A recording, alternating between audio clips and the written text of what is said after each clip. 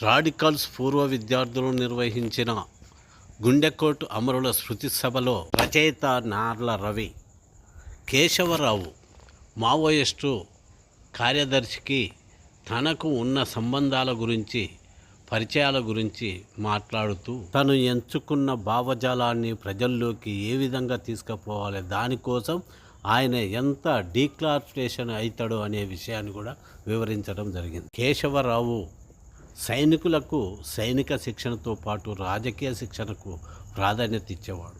ఆయనే ఈ దేశంలోనే కాకుండా చుట్టూ ఇంకా 2-3 దేశాలకు కూడా పోయి సైనిక శిక్షణ ఇచ్చినట్టుగా మాట్లాడారు రవి గారు. భారత కమ్యూనిస్టు పార్టీ మావోయిస్టు ప్రధాన కార్యదర్శిగా బాధ్యతలు చేపట్టిన కామ్రేడ్ 2017లో బాధ్యతలు చేపట్టిన కామ్రేడ్ నంబళ్ళ కేశవరావుది 50 ఏళ్ల సుదీర్ఘ విప్లవ జీవితం.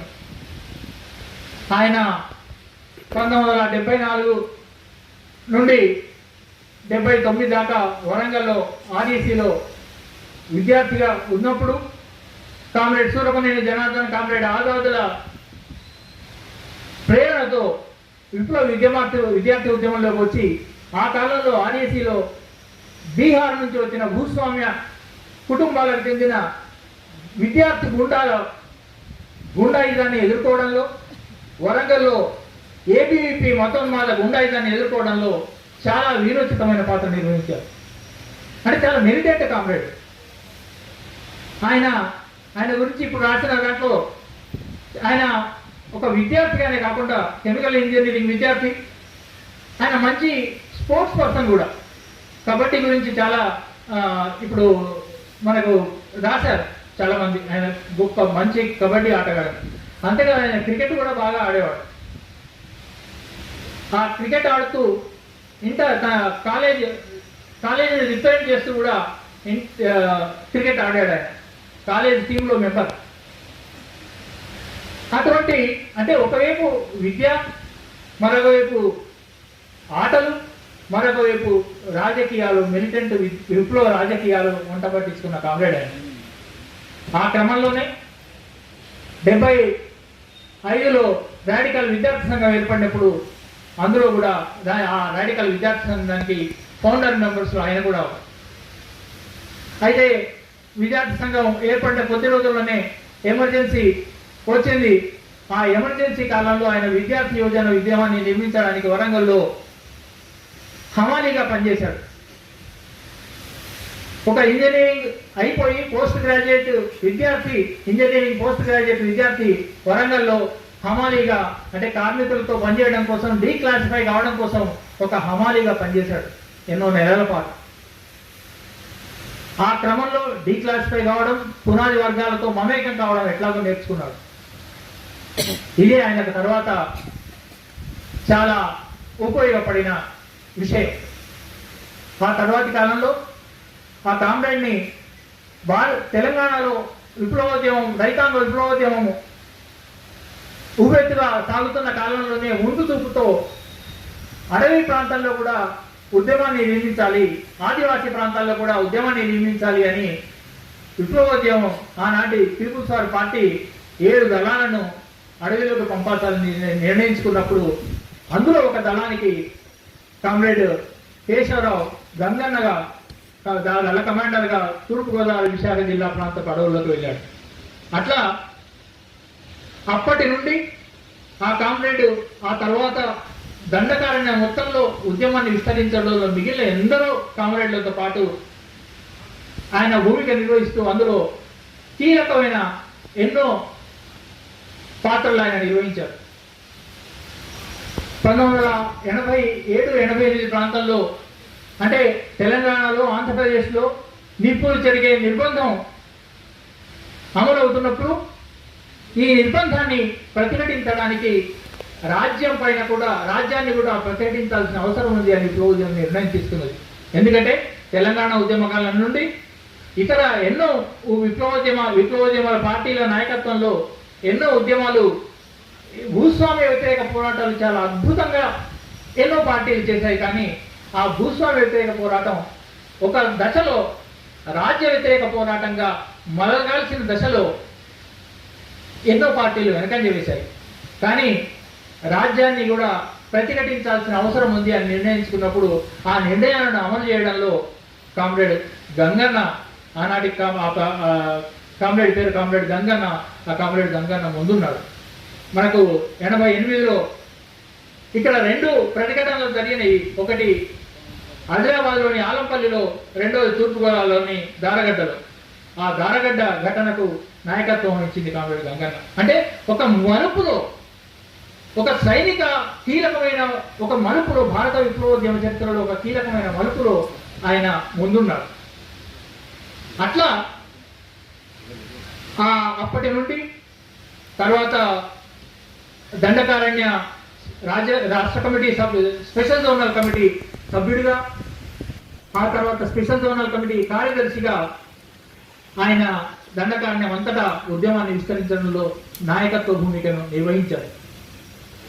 91లో ఆయన దండకారణ్య ఎస్జెసి సెక్రటరీగాను, కేంద్ర కమిటీ సభ్యుడిగా కూడా ఎన్నికై అప్పటి నుండి మొన్న అమరుడయ్యేదాకా కేంద్ర కమిటీ సభ్యుడిగా భారత విప్లవోద్యమానికి నాయకత్వం వహించాడు. 2001లో జరిగిన 95లో పీపుల్స్ వార్ స్పెషల్ కాన్ఫరెన్స్ జరిగింది. అందులో ఆ కామ్రేడ్ కేంద్ర సిసి సభ్యుడిగా, పోలిట్ బ్యూరో మెంబర్గా ఎన్నికై ఆ తర్వాత 2001లో కూడా మళ్ళీ కేంద్ర కమిటీ సభ్యుడిగా, పోలిట్ బ్యూరో మెంబర్గా, అప్పుడు మొదటిసారి ఏర్పడిన సైనిక మిలిటరీ కమిషన్ కూడా ఇన్ఛార్జిగా చాలా సహజంగా ఆ కామ్రేడ్కి ఆ బాధ్యతలను కేంద్ర కమిటీ అప్పగించింది. చాలా సైనిక విషయాల్లో ఆ కామ్రేడ్ మొత్తం దండకారణ్యంలోనే కాదు, ఆ తర్వాత 1998లో పార్టీ యూనిట్ పీపుల్స్ వారు ఈ మర్జర్ జరిగిన తర్వాత అక్కడ బీహార్లో, ఆ తర్వాత ఎన్సీసీతో మర్జర్ జరిగిన తర్వాత బీహార్, జార్ఖండ్ ఆ ప్రాంతం అంతటా కూడా కామ్రేడ్ పైన అందరికీ అచంచలమైన విశ్వాసం సైనిక రంగం గురించి. ఆయన ప్రతి చోట ట్రైనింగ్ ఇవ్వడానికి, అంటే ట్రైనింగ్ అంటే మిలిటరీ ట్రైనింగ్, అంటే విప్లవ రాజకీయాలకు మిలిటరీ ట్రైనింగ్ అంటే మిలిటరీ ట్రైనింగ్ మాత్రమే కాదు, అది రాజకీయ సైనిక ట్రైనింగ్. ఎందుకంటే రాజకీయ విశ్వాసాలు దృఢంగా లేకుండా ఒక సైనిక అది భారత ప్రభుత్వం లేదా ఏ దోపిడీ ప్రభుత్వాలైనా సైనికులకు అపాలిటికల్ చేయాలని ఉంటాయి. ఏ రాజకీయాలు వాళ్ళు చర్చించకూడదు, మాట్లాడకూడదు, చర్చలు చేయకూడదు. కానీ ఎప్పుడైనా విప్లవ సైన్యానికి రాజకీయాలే ప్రాథమికం. రాజకీయ జ్ఞానమే వాళ్ళని సైనికంగా కూడా నిలబెట్టడానికి చాలా దోహదపడుతుంది. కాబట్టి కామ్రేడ్ బసవరాజు ఎక్కడైనా ఈ మొత్తం కాలంలో సైనిక నిర్వహణ, సైనిక ప్రశిక్షణ ఇచ్చాడంటే అది రాజకీయ సైనిక శిక్షణ. ఈ క్రమంలో సిఎంసి ఇన్ఛార్జిగా 2017 వరకు ఆ కామ్రేడ్ ఆ బాధ్యతలు నిర్వహించాడు. ఈ క్రమంలో అంటే విప్లవోద్యమ ప్రతి మలుపులో, సైనిక రంగంలోని ప్రతి మలుపులో ఆ కామ్రేడ్ ముఖ్యమైన ప్రతిపాదనలు చేయడంలో, ఎప్పుడైనా మనం ఒక కామ్రేడ్ గురించి మాట్లాడుతున్నామంటే ఇది ఒక సమిష్టిలో భాగంగానే ఆ కామ్రేడ్ సమిష్టిలో భాగంగా ఉంటూ నాయకత్వం వహించారు. అంటే ఇది ఏదో వ్యక్తిగతంగా ఒకరి గురించి మాత్రమే చెప్పడం అని కాదు, ఇది మొత్తానికి కేంద్ర కమిటీ, మొత్తానికి పోలిట్ బ్యూరో, వీటన్నిటికీ నాయకత్వం వహించిన అందులో ఒక ముఖ్య భూమికను నిర్వహించే పాత్ర కామ్రేడ్ శేషారావు నిర్వహించాడు. అట్లా అంటే దళాలు ఏర్పడిన నాటి నుండి భారతదేశంలో మొట్టమొదటిగా పీడిత ప్రజలకంటూ ఒక సైన్యం ఏర్పడింది 2000 సంవత్సరంలో. అది పీపుల్స్ గెరిల్లా ఆర్మీగా మొదటిసారిగా సైన్యం నిర్మాణమైంది. దానికి సైనిక ఇన్ఛార్జిగా ఆ కామ్రేడ్. ఆ తర్వాత అందులో అంటే అటువంటి పీజీఏని ఏర్పాటు చేయవలసిందనే దీన్ని ఇతర దేశాల అధ్యయనం నుండి అంటే ఒక ఫిలిప్పీన్స్, ముఖ్యంగా ఆ కాలంలో పెరూలో, ఫిలిప్పీన్స్లో, నేపాల్లో జరుగుతున్న మావోయిస్టు నాయకత్వంలో జరుగుతున్న విప్లవోద్యమాల అనుభవం నుంచి నేర్చుకుని మన దేశంలో కూడా ఇటువంటి ప్రజా గెరిల్లా సైన్యాన్ని నిర్మించాలనే ఆలోచనను ముందుకు తీసుకెళ్లి దాని కార్యరూపం చేయడంలో కామ్రేడ్ బసవరాజు కూడా చాలా ముఖ్యమైన భూమిక. ఆ తర్వాత ఎప్పుడైనా ఈ మలుపు మొదటి అడుగు వేయడం అనేది చాలా కష్టం అవుతుంది. చాలా విషయాలు, ముఖ్యంగా ఇట్లాంటి సైనిక విషయాలు అన్నప్పుడు ఇంకా చాలా అట్లా, అంటే సైనిక రంగంలో ఫార్మేషన్స్ని పెంచడమా, ఇటువంటి అంటే ఒక దళం నుంచి ఒక ప్లటూన్గా మార్చడమా, లేకపోతే ఆ ప్లటూన్ అనుభవాలు ఎట్లా ఉంటాయి, ఇవన్నీ కొత్తగా నేర్చుకోవాల్సింది ఎక్కడి నుంచి లేవు. అంటే ముఖ్యంగా భారతదేశంలో విప్లవోద్యమం, సాయుధ పోరాటము ఇది భారతదేశం మధ్య ప్రాంతంలో జరుగుతున్నది. అంటే ఇది మిగిలిన దేశాల్లో చాలాసార్లు ఏంటంటే ఒక సరిహద్దుల్లో ఎన్నో సాయుధ పోరాటాలు ఉంటాయి. అట్లాంటప్పుడు పక్క దేశాల సహకారము లేకపోతే కొన్ని వెసులుబాట్లు ఉంటాయి. అవి ఏమీ లేని ఒక అననుకూలమైన పరిస్థితిలో ఈ నిర్మాణాలను వీటన్నిటినీ చేయడం అనేది అది కామ్రేడ్ యొక్క చొరవ, గొప్ప నైపుణ్యం వల్లనే అది సాధ్యమైంది. అట్లాంటి కామ్రేడ్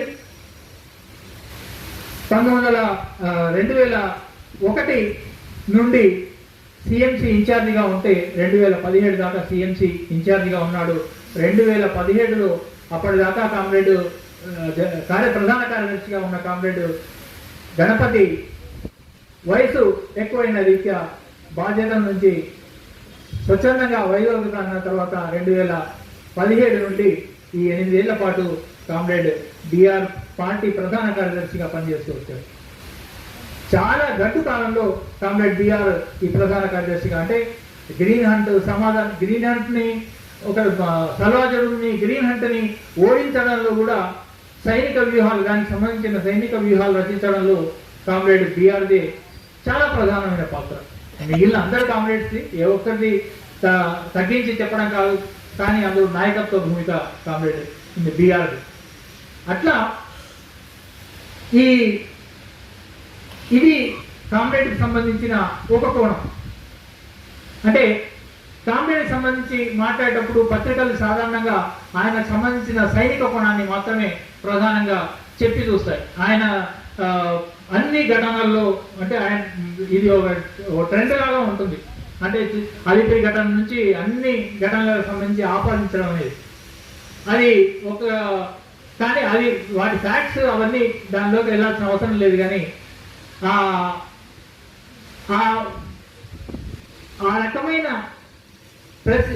శిక్షణను అవన్నీ ఇచ్చింది మాత్రం కామ్రేడ్ వెంకన్న. ఒక్క మన దేశంలోనే కాదు, నిజానికి 1996లో నేపాల్ చాలా కొత్తగా అప్పుడే సాయుధ పోరాటాన్ని మొదలుపెట్టింది. వాళ్లకు అనుభవం లేదు. అక్కడికి ఆ నేపాల్కు కామ్రేడ్ బిఆర్, కామ్రేడ్ నవీన్ వీళ్ళిద్దరూ అక్కడ నేపాల్ పార్టీకి సైనిక శిక్షణ ఇవ్వడం కోసం అక్కడికి వెళ్ళారు.